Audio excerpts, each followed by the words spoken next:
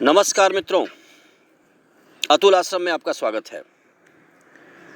बात बड़ी पुरानी है।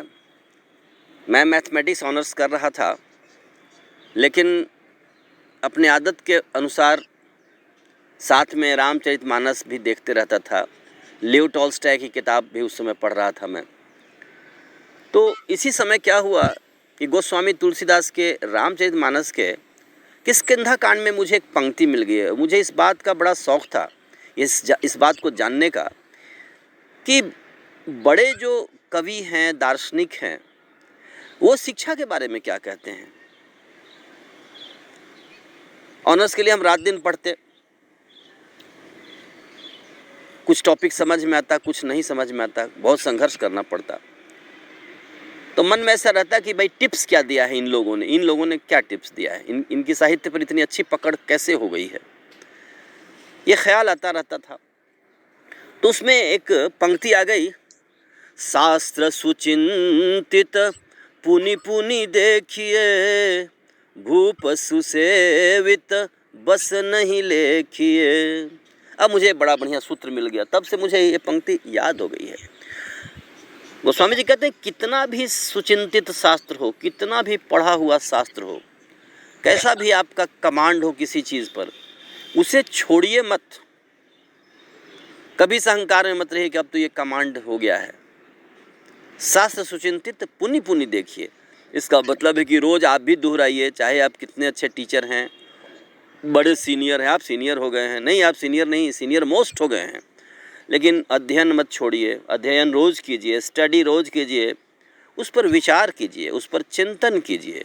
यही कह रहे हैं गोस्वामी जी, पुनि पुनि देखिए। और दूसरी बात कह रहे हैं, वो स्टूडेंट के लिए भी हो सकता है इम्पोर्टेंट, लेकिन समाज के लिए इम्पोर्टेंट है, भूप सुसेवित बस नहीं लेखिए। भक्ति मार्गी लोग किसी भी संस्था के देवताओं और भगवानों की बड़ी उपासना करते हैं, जिंदाबाद ना, और तरह तरह की बातें। तो उनके बारे में भी एक संकेत दिया कि चाहे तुमने कितनी भी भक्ति की हो, ध्यान रखिए मैं चापलूसी शब्द का प्रयोग नहीं कर रहा हूँ, भक्ति शब्द का प्रयोग कर रहा हूँ।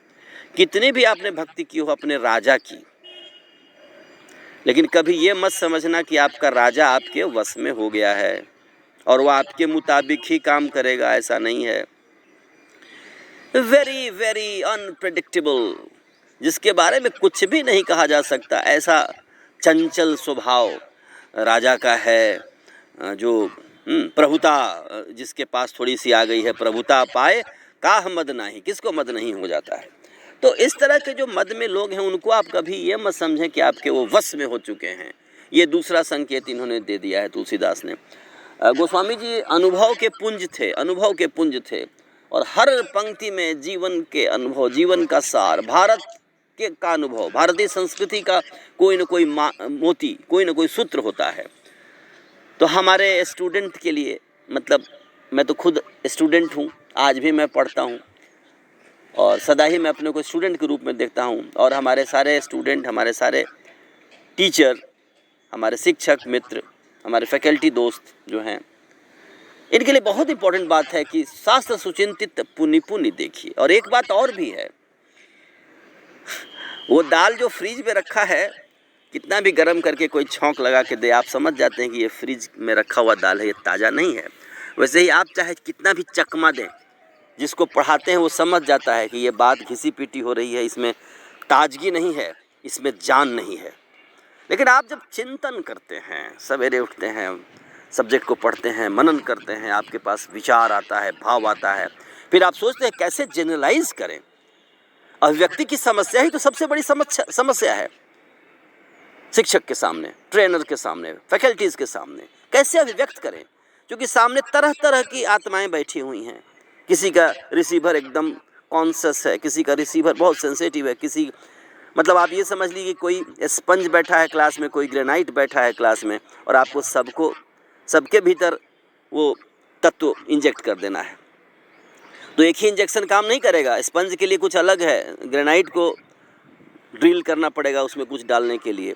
तो इस तरह से आपको प्रतिदिन अगर चिंतन करते हैं, तब आपके व्याख्यान में एक धार आती है, बिना कहे उसकी पहचान हो जाती है।